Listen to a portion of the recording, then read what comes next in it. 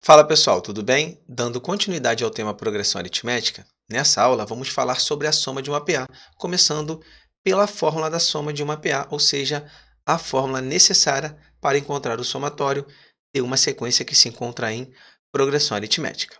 Conseguimos encontrar a soma de uma PA, qualquer que seja a sua razão, a partir da seguinte fórmula. Essa é a fórmula, onde Sn indica justamente a soma, A1 e a n, respectivamente, primeiro termo e último termo, e esse n aqui, a quantidade de termos. Então, existe uma fórmula. A partir dos exemplos, eu vou mostrar que é possível você aplicar essa fórmula sem a necessidade de decorá-la, porque muitos alunos têm dificuldade em decorar fórmulas. Vamos lá. Como é que você vai pensar em relação a essa fórmula aqui? Olha só, em vez de decorar desse jeito, vamos pensar da seguinte forma. Se eu quero encontrar a soma de uma PA, que eu vou chamar de S, basta eu pensar assim, ó.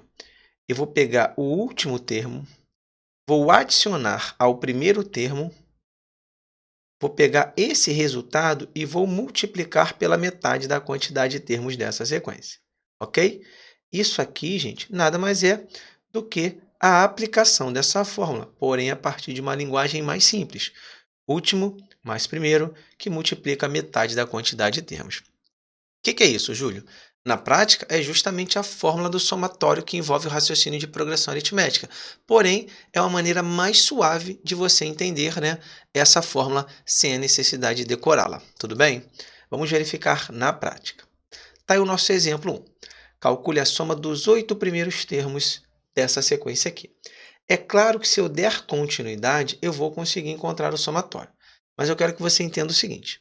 Se eu quero a soma dos 8 primeiros, eu preciso aplicar aquela fórmula que a gente acabou de estudar, só que de uma maneira mais suave. Então, o que a gente vai fazer? Essa soma vai ser o último termo mais o primeiro termo, que multiplica metade da quantidade de termos. Você aprendeu assim, não é isso? Beleza. Aí você vai perceber que se você trabalhar os elementos da fórmula que você já tem, vai ficar faltando justamente o último termo. Verifica comigo, olha só. A soma vai ser o último termo. Quem é o último termo? Ainda não sei. Mais o primeiro termo. Quem é o primeiro termo? Está aqui, ó. É o 1. E vou multiplicar a metade da quantidade de termos. São 8 termos, qual a metade? 4. Então, observe que só resta encontrar o último termo. Esse último termo é o que a gente chama de AN. Como são 8 termos na minha sequência, eu vou aqui no meu rascunho e preciso encontrar quem? O A8, que é o último termo. Posso fazer isso de diversas formas. Então, é fundamental que, ao assistir essa aula, você já tenha assistido a aula anterior, que fala sobre a fórmula do termo geral de uma progressão aritmética. Tá bom? Beleza. Eu posso encontrar esse termo, o A8, de diversas formas. A mais tradicional é o A1 mais 7 vezes a razão. Por quê, Júlio? Simples. Porque se eu pegar esse índice mais este coeficiente, justamente teremos o índice 8. 1 mais 7 é igual a 8. Ok, beleza. Então, vamos definir quem é o A8. O A8 vai ser o A1, que é 1, mais 7 vezes a razão. A razão aqui é 3, porque 1 mais 3 dá 4, e 4 mais 3 dá 7.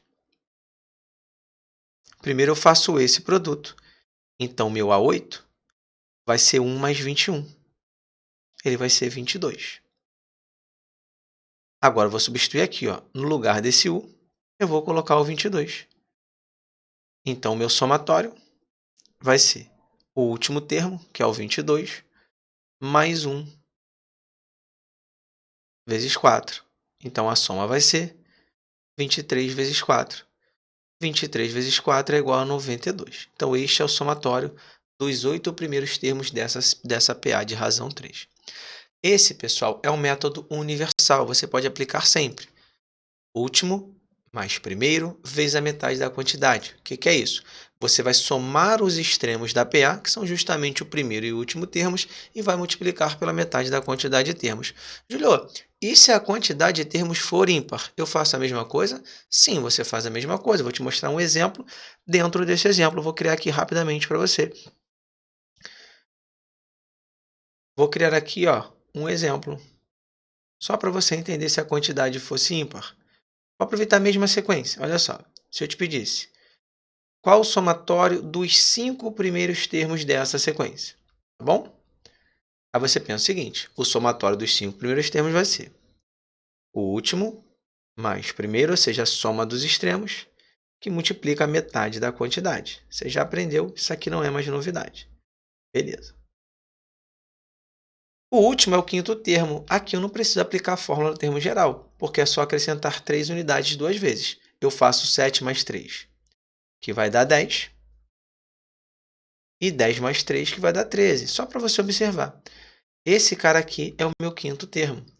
É o meu último termo. Então, meu somatório vai ser o último, que é 13, mais o primeiro, que é 1, vezes a metade da quantidade. Pessoal, se aqui eu tenho 5 termos, a metade é 2,5. Não tenha medo de errar. É isso mesmo, tá bom?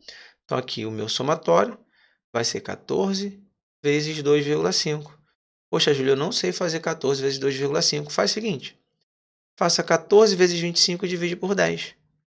Por quê, professor? É simples, isso aqui é matemática básica. Porque aqui eu tenho uma casa decimal, então eu divido por 10. Aí você vai lá no seu rascunho, não é feio usar rascunho, feio é errar a questão. Você faz lá 14 vezes 25, tranquilamente, e depois você divide por 10, tá bom? 5 vezes 4, 20, vai 2. 5 vezes 1, 5 e 2, 7. E 2 vezes 14 dá 28. Então, repare que aqui eu estou encontrando, aqui dá 15, vai um 350.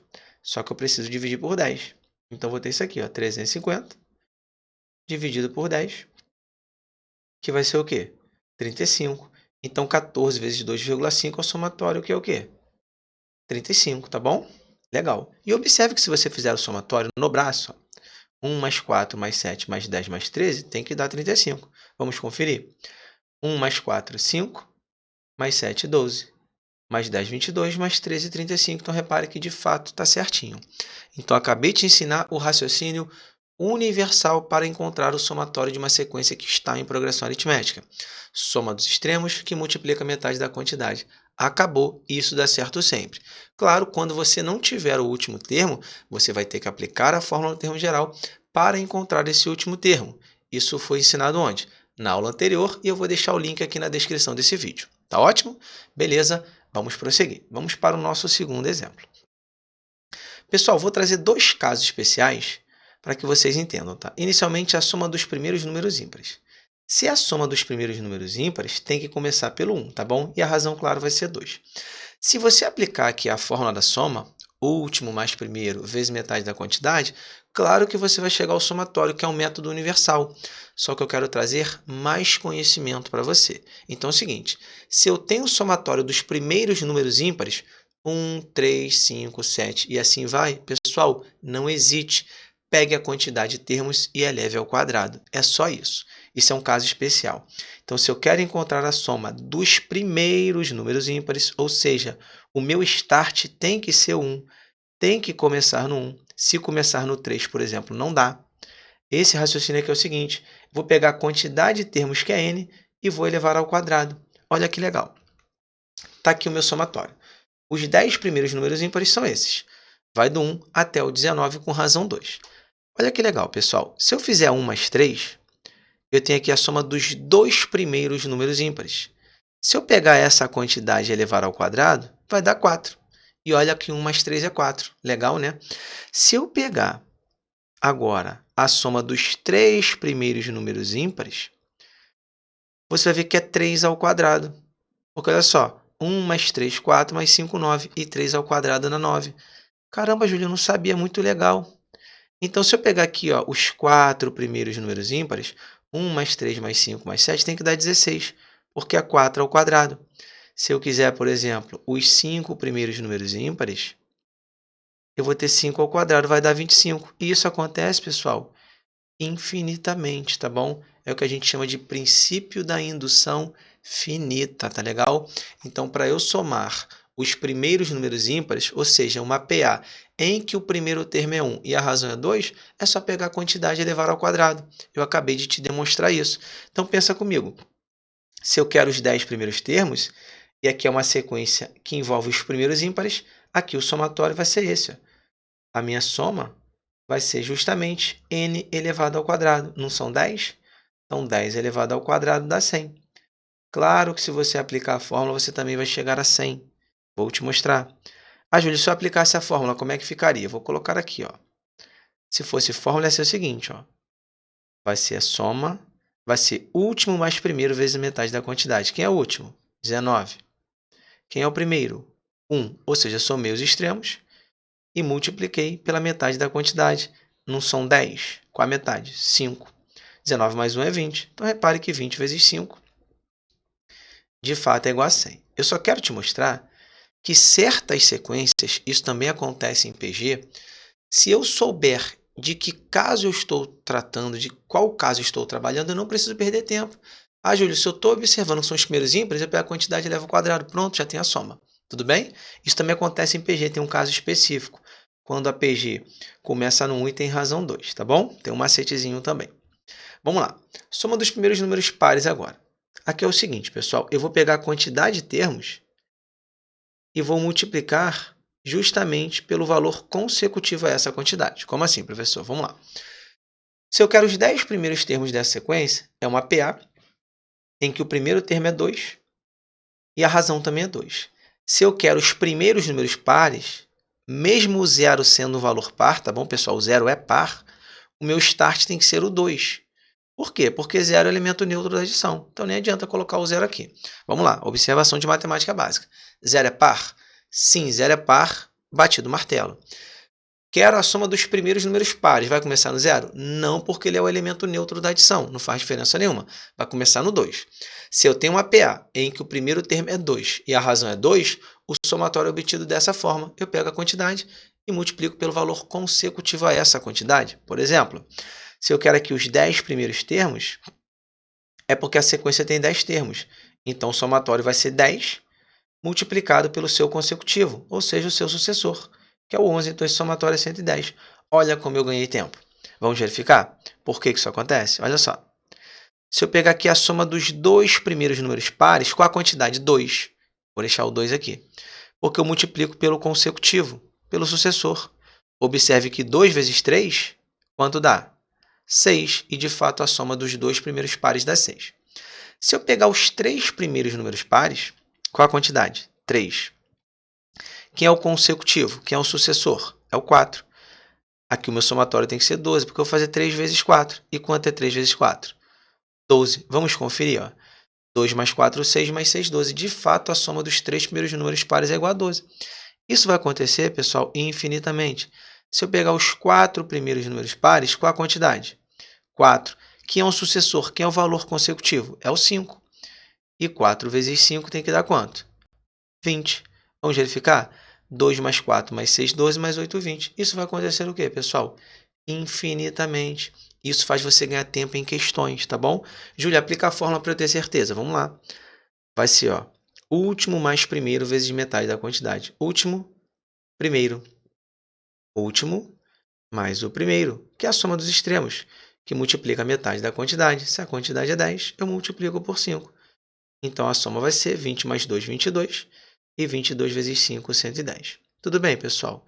Claro que o método universal dá certo sempre. Agora, para fechar nossa aula, vamos resolver uma questão já cobrada em prova, que você vai perceber que, sabendo, sobretudo, a ideia desses casos especiais de PA, você ganha tempo na hora da sua prova. Quer ver? Essa questão aqui é recente. Eu quero resolver essa expressão aritmética.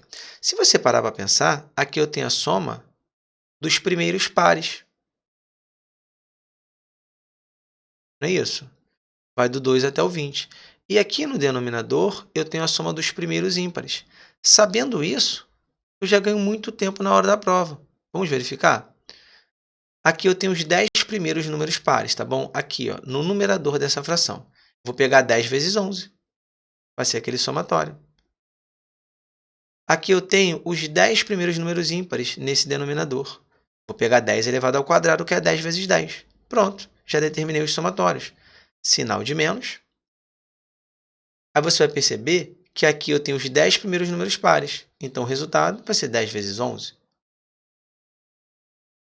E aqui eu tenho os 10 primeiros números ímpares. Qual o resultado? 10 ao quadrado, que é 10 vezes 10. Agora é só você resolver. Mas, Julio, como é que eu vou fazer para resolver isso aí? Vamos lá, vamos resolver com calma? Claro que eu já posso cortar esse 10 com esse 10, mas se você quiser, não se sente seguro, faça a multiplicação e depois faça a simplificação, tá bom? Ó, vou cortar esse 10 com esse 10. Aqui passa a ser 11 décimos. Menos. Vou cortar esse 10 com esse 10. Aqui passa a ser 10 sobre 11. Aqui é matemática básica. Eu tenho uma diferença envolvendo frações e os denominadores são diferentes. É um típico caso de MMC, mínimo múltiplo comum. Daí, o que eu sempre falo nas minhas aulas, o aluno tem que conhecer matemática básica, porque aqui eu estou tratando de uma progressão aritmética, mas preciso saber matemática básica, porque eu tenho um caso de MMC. E para facilitar a nossa vida, eu vou te ensinar um macete. Se eu tenho duas frações, eu posso calcular o MMC assim, ó, e já resolver. Ó. Eu faço 11 vezes 11, que dá 121. Eu faço 10 vezes 10, que dá 100. Mantenho esse operador matemático. E faço 10 vezes 11, que dá 110. 121 menos 100 dá 21. Então, eu passo a ter 21 sobre 110. Assim, o nosso gabarito vai ser a letra D, ó, 21 sobre 110, questão já cobrada em prova. E esse artifício aqui, pessoal, dá certo sempre, desde que você multiplique cruzado e o resultado coloque no numerador, multiplique embaixo e o resultado vira denominador e mantenha o operador matemático. Sempre eu consigo fazer assim, não tem errada, tá bom, pessoal? Então é isso, espero que vocês tenham curtido, tenham gostado da aula. Deixa o like aí, isso é muito importante para mim.